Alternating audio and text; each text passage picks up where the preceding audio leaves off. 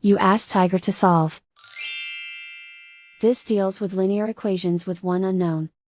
The final result is p equals 7/5. Let's solve it step by step.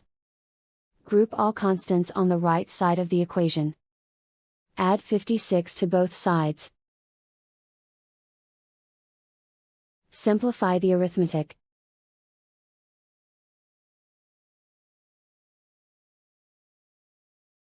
Isolate the p.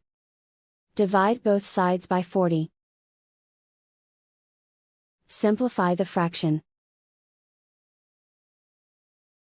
Find the greatest common factor of the numerator and denominator. Factor out and cancel the greatest common factor. And so the final result is p equals 7/5.